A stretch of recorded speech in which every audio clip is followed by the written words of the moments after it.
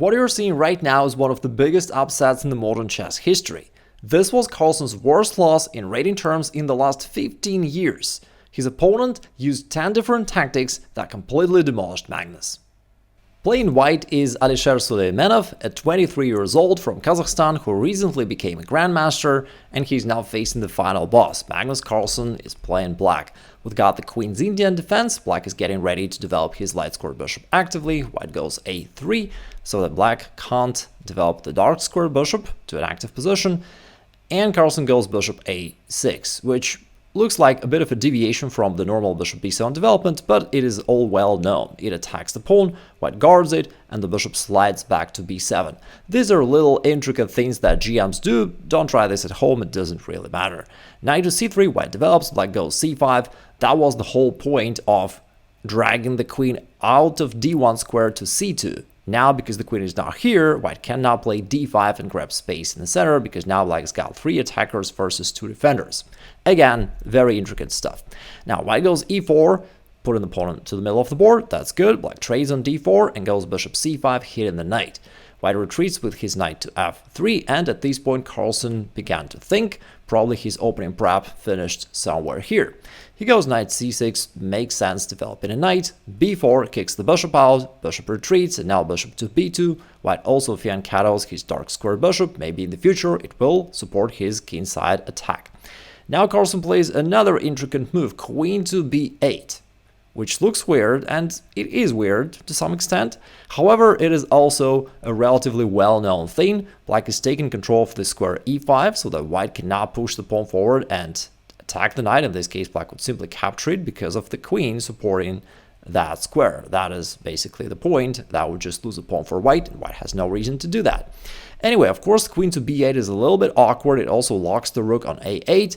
But that is, again, those GM things that they do, but you got to be careful with them. Now, you may be wondering, why not queen to c7? Well, from here, we often can go knight to b5 and hit the queen that way. And otherwise, also black is a little bit annoyed by white putting the rook to the d file and kind of opposing it to the black queen. That's why queen to b8. Again, a little bit awkward, but it does make sense. White plays rook to d1, putting a rook to this open file and an active position. Also, just in case, making sure black can't ever break open the center with pawn to d5. Black castles, bishop to e2. By the way, it could be that you outperformed Carlsen in this stat, because after this game, people started talking that Carlsen never lost to a 2500 rated opponent since 2006. And I know many of you guys were like, Igor, not a big deal. I never lost to a 2500 rated opponent in my entire life. If so, kudos to you. All right, jokes aside, Carlsen goes pawn to d6, white castles. Now both sides completed their development. They need to come up with a middle game plan. And Carlsen goes rook to c8, opposing his rook to the white queen. So that in the long run, if black ever manages to somehow break open in the center and clear the c file, there could be some tactical opportunities because of this opposition. At the same time, there is an obvious downside to this move. However, I guess that Carlsen is unfamiliar with this, because since he's from Norway, with an entire population of about 5 million, he's unfamiliar that the main problem of modern times is traffic jams.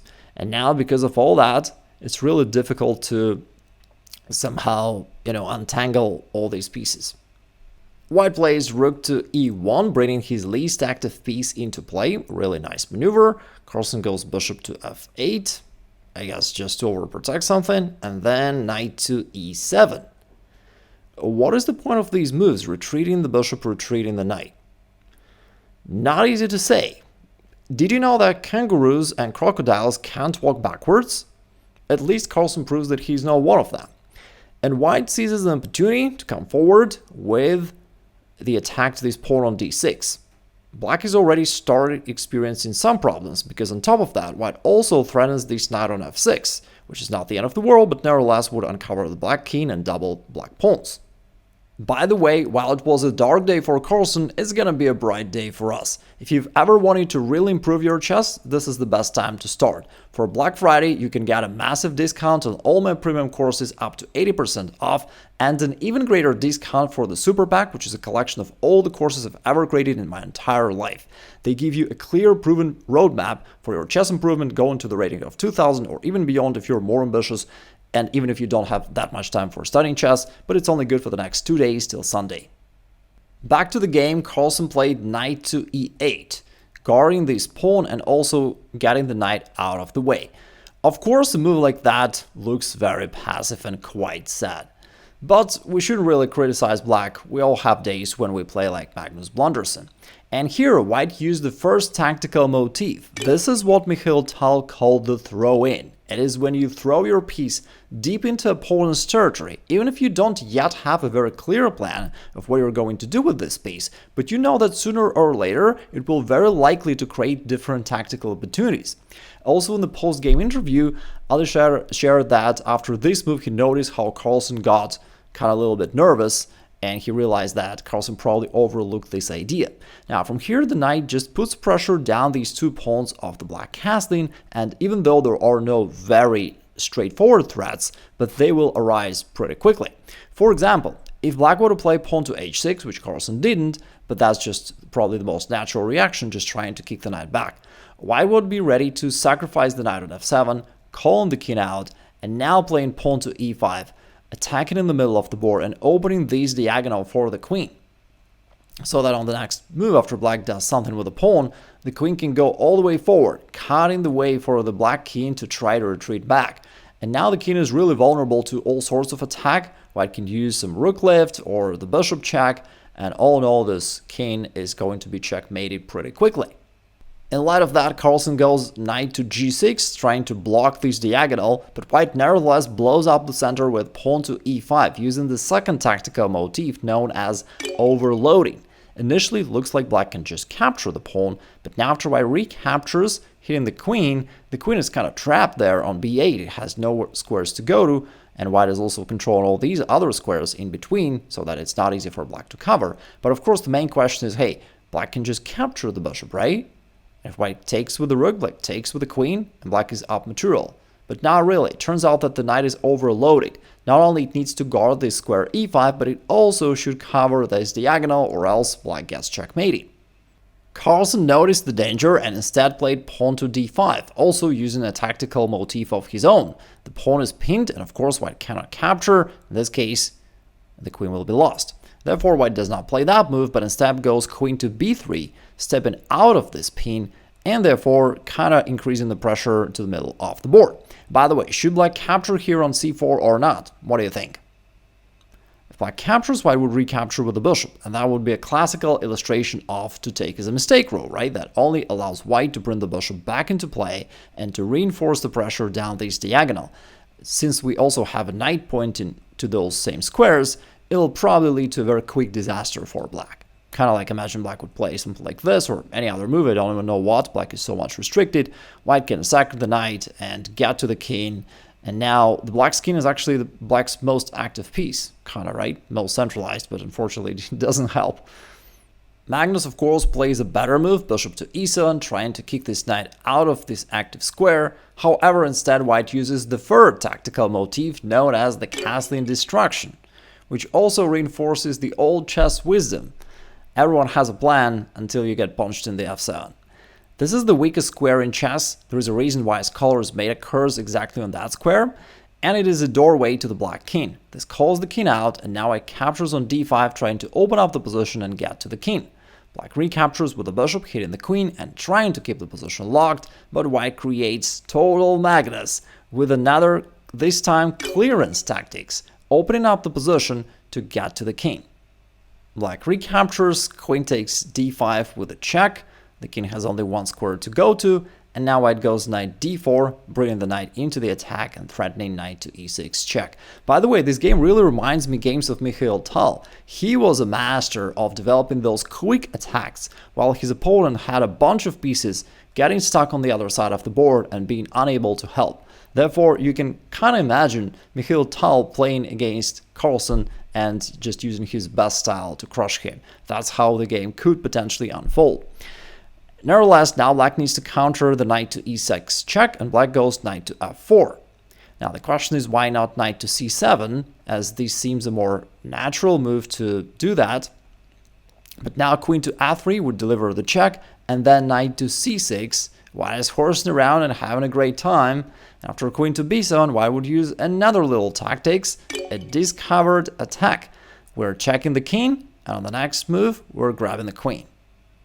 Because of that, Carlsen can't play this normal move knight to c7 and had to play the other knight, which has another fairly obvious downside. Now after the white queen retreats from this attack to f3, white is using another tactical motif, this time a pin. Pinning the knight, which is pinned down to the king, and therefore white is about to capture it. Now black decided to just give it up, because if black tried to protect the knight, that would be a real nightmare after knight to e6. We would have a fairly rare situation where a knight could fork a knight and also a bishop, and white would win here. Because of that, Carlsen just moved the king away, letting white capture this knight. Now white's got a minor piece and 2 pawns for the rook, which is materially quite okay for black. However, the issue is definitely these passive pieces on the other side of the board. And that is why, while Alisher went away from the board for a little walk, Carlsen moved his rook from here to f8, and the situation became really interesting and double-edged. Just kidding, of course, he couldn't do that.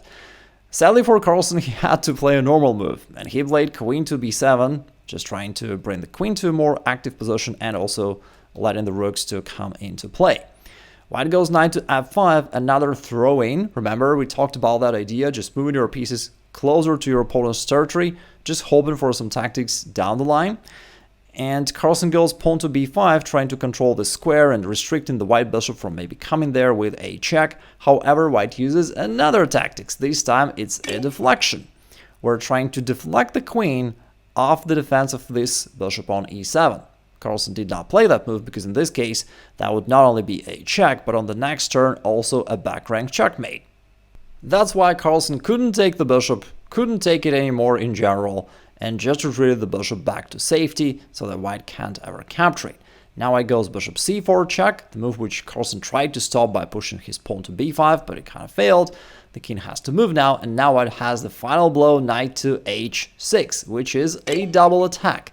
It opens up this discovered attack to the bishop with a direct checkmate, but on top of that, it also prepares knight to f7 check, which is also quite deadly.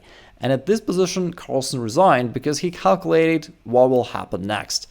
In order to stop queen to f8, black's gotta play knight to c7 so that the rook guards the bishop. But now white continues queen to f7, threatening checkmate.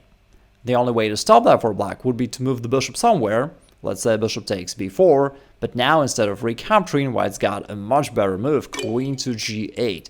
And that's not a checkmate, that's a check execution.